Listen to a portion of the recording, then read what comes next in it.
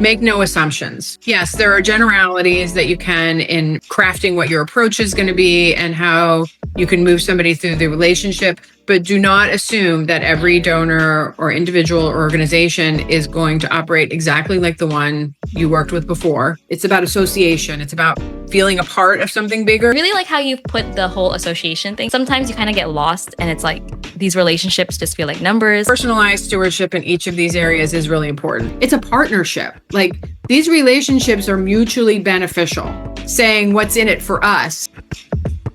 You're listening to The Nonprofit Boost, where double the donation and industry leaders share practical tips to help you grow revenue and boost corporate fundraising at your nonprofit.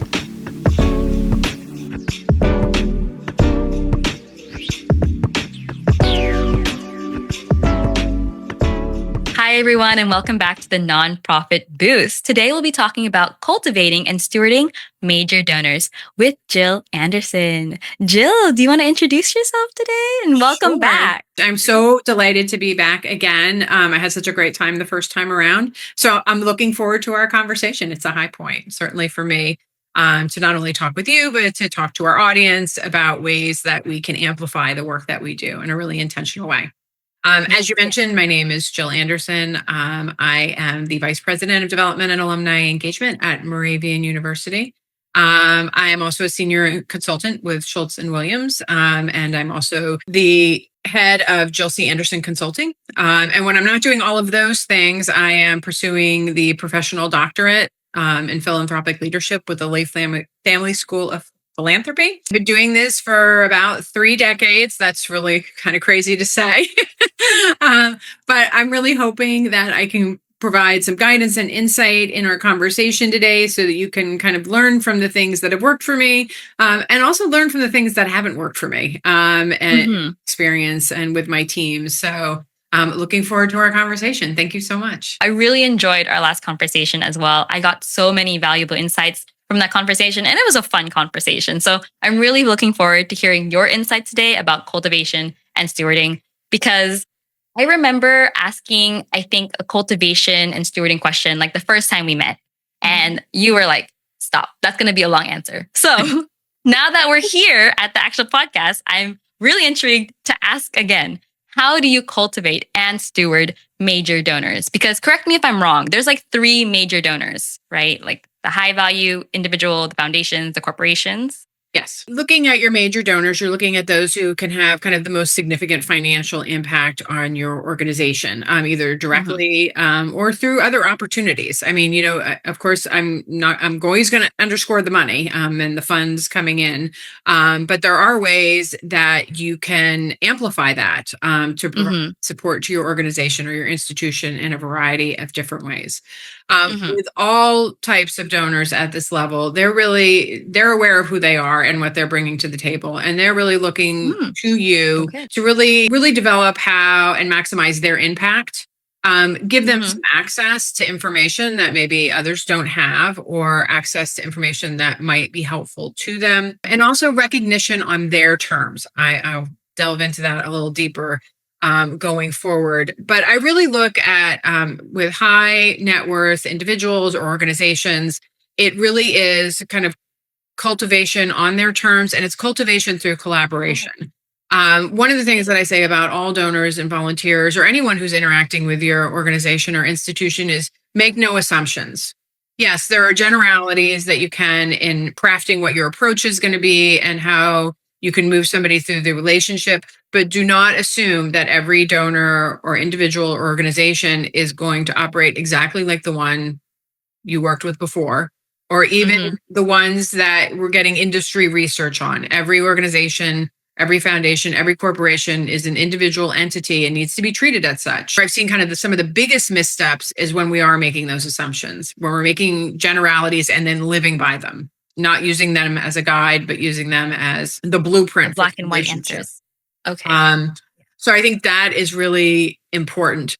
Identifying where they want to be brought in the process. There are going to be some individuals and donors and corporations. So I'm going to use high net worth to cover the entities of those 3 areas. Asking them how or if they want to be brought into kind of a strategic process. Do they want to just give you the check and call it a day and you come back next year?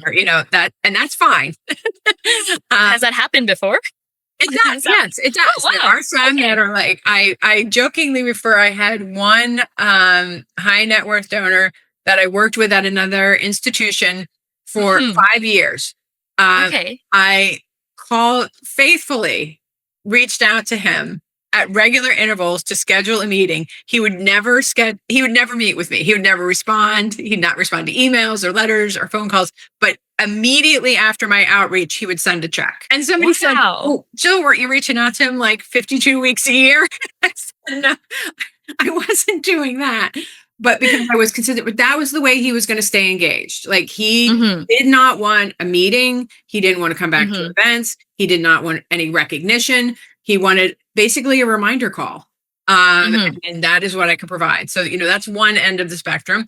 And then you have others you have to be really intentional as to what their expectations are as far as recognition and engagement. And you're also in some ways going to have to manage those expectations. And we'll talk a little bit about, how you engage, $100,000 donor versus $1 million donor versus a $10 million donor is not necessarily going to be the same thing. They're going to want very specific things, and you're going to need to be able to manage those expectations.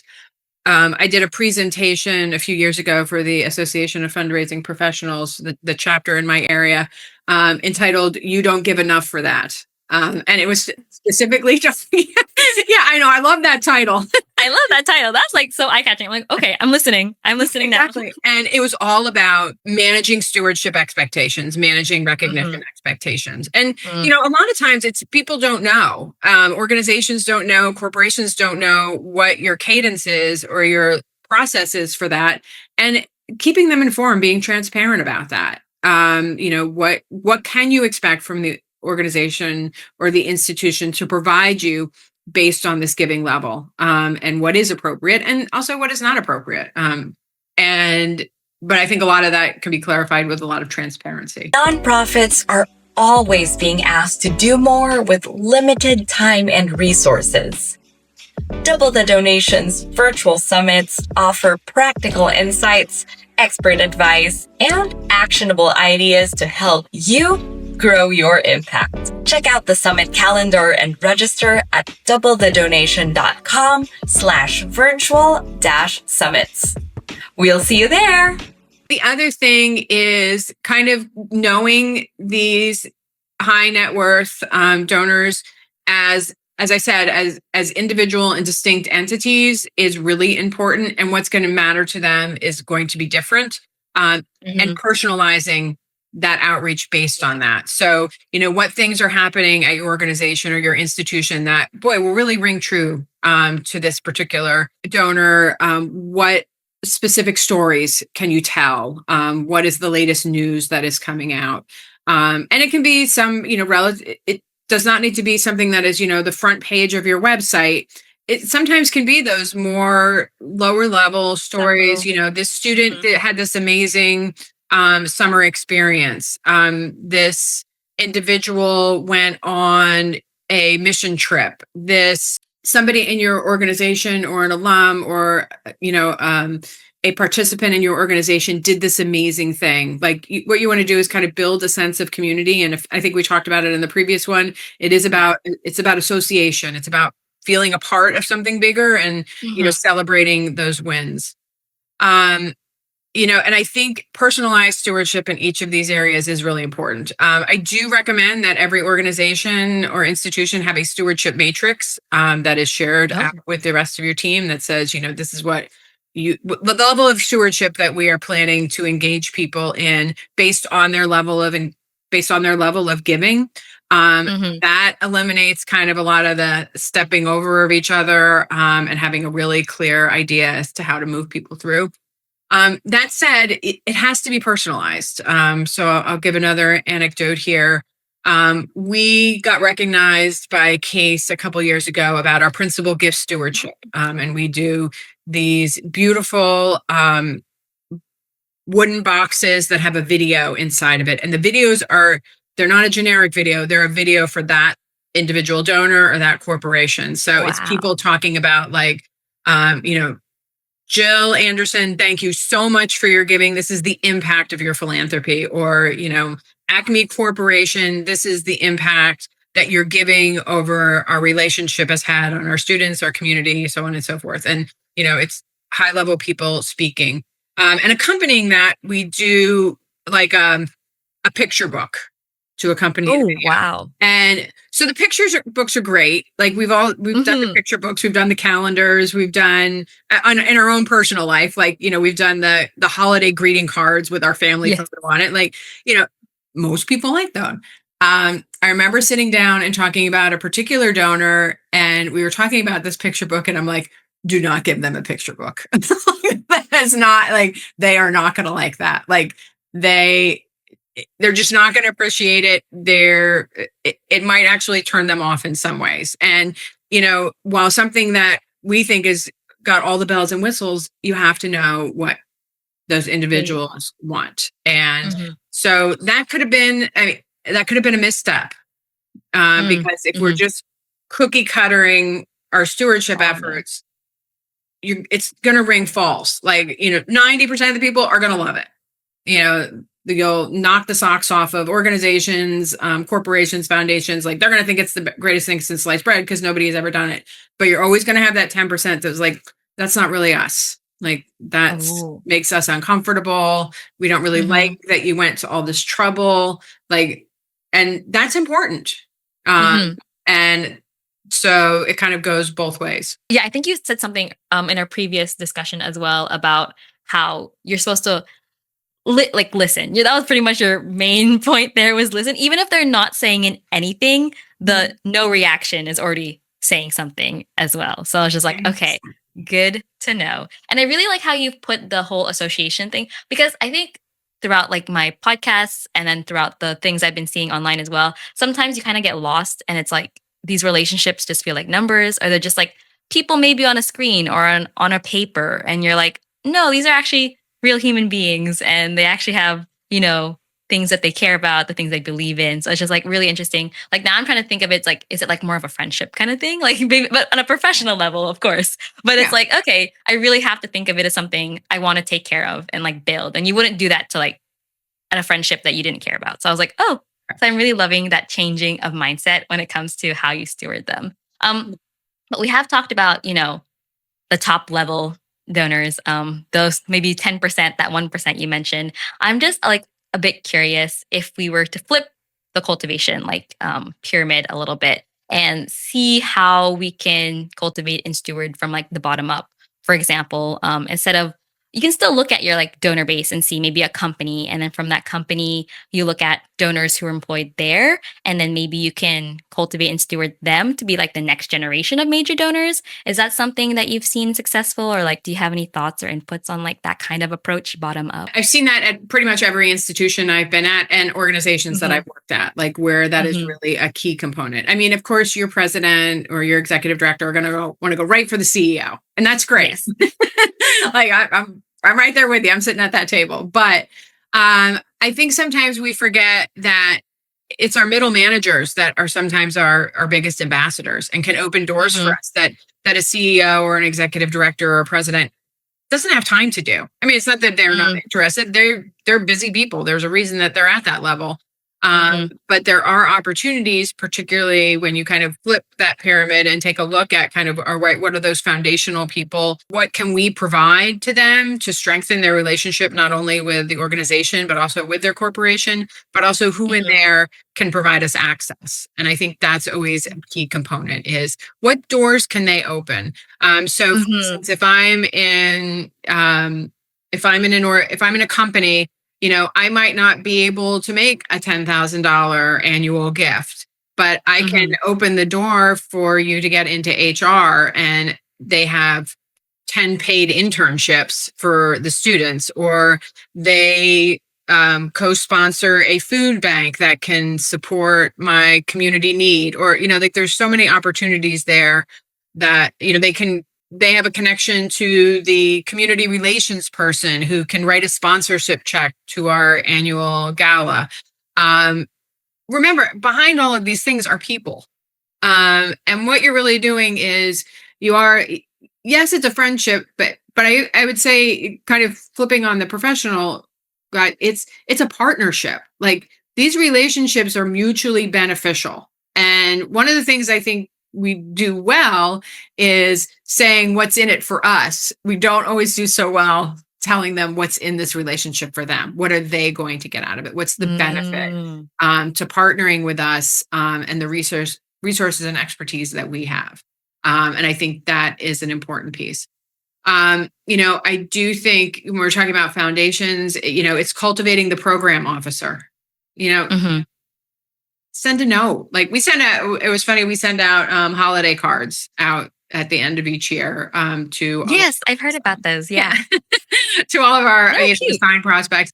And I had the gentleman who oversees our grants, our government grants and foundations, and he's like, and he's new, and he said, "Well, who do I send it out to?" And I said, "Everyone." Like, send a card to everybody that's in your list that we've been Mhm. connected to, that has a record.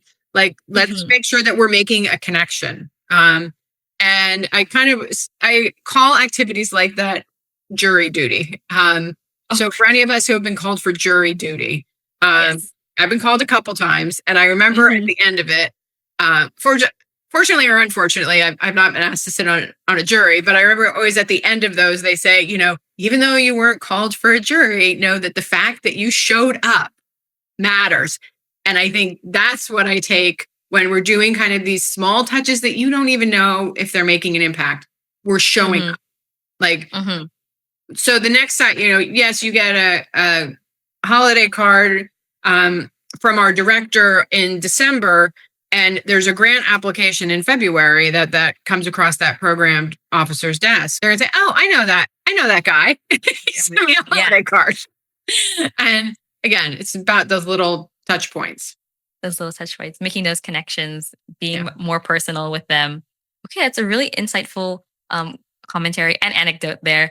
Since we've talked about a little bit the top 10%, and then we've talked the bread and butter, I guess you can say, your donors who are there consistently or like maybe occasionally, annual payroll.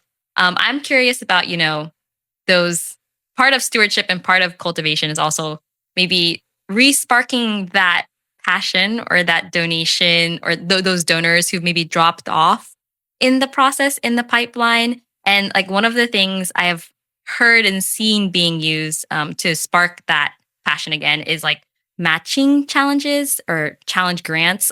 For those who aren't familiar, that's pretty much a donation designed to stimulate additional contributions. Jill, please jump in if I'm if you have You're great. additional definitions to what it is. But it's usually from other sources, and like a major donor is usually the one pledging the money, and they'll give that money if the nonprofit achieves that pledge number within a Mhm. certain time frame from other people. So maybe your community donors and things like that. So Yeah. I was just thinking if that's like a really great way to rekindle that friendship because I've heard it like, creates urgency, it builds momentum, it introduces new donors, and then it also like, gives that FOMO effect to maybe those donors who have kind of dropped off. So I just wanted to see if you had any insights on that one as well. I've seen it work. I've seen it work really well. And the places and the times that I've seen it work well is Mm-hmm. when the people who are, or the organizations or the institutions who are putting up the match, there's representation across that Okay. group. So one of the things we're actually preparing to kind of do a big match challenge for our day of giving is Mm-hmm. we want to make sure that we have somebody in each decade, in each Oh. region, with various affinities and connections back to the institution. Because one of the things that you Mm-hmm. want to do, and kind of going back to the association, is lapsed donors and even non-donor, like, they're waiting to see themselves reflected back in Ooh, I the love that. institution. And I think Mm-hmm. that is an important component. So in my community, when I put my communications hat on, one of the things that I've kind of I really hammer home is, like, we're really great at promoting all the things that our students and young people are doing, and we're about them, kind of the emerging generation. And then we're really great at, highlighting all of the older donors and their legacy and their planned gifts. But there's this big chunk of people in the middle And I said, I'd be hard pressed to find anybody like in their 40s, 50s. It's like showing up in the magazine or on the website and things like that. And the problem is then there's a disconnect. Like they're not seeing themselves and their experiences and showing the relevancy of the organization during that phase of their life. So I think that is an important component when you're thinking about those matches, is making sure that there's a message behind it. Like yes, of course it's about the money. Like but it can't be just, be like Jill. If you don't know Jill and you don't have a connection to Jill, she's 30 years older than you, who cares? Why would you want to be like Jill? But if I want to be, like Jack, who's I know is my classmate, and I see he's giving and he's going to match my gift, like then you're starting again with that association. And I think that's the important component. I didn't even think of it that way. Like I kind of saw it as like one person and you're done and good, but you can actually pull in a lot of different people from many different backgrounds. And so that's good to know now moving forward, that don't leave it to one person. It is a team effort if you think about it. So at the end of the day, you really should be pulling in as much as you can from your community and people who are passionate about your mission and your vision and your goals, which I feel like you have a good pool of them if you've already been cultivating and stewarding your previous community members. Yes. So we are reaching the end of our podcast. Sadly, time goes by really quickly in these things. So to wrap up the session, I've asked a similar question. I usually ask this question every podcast.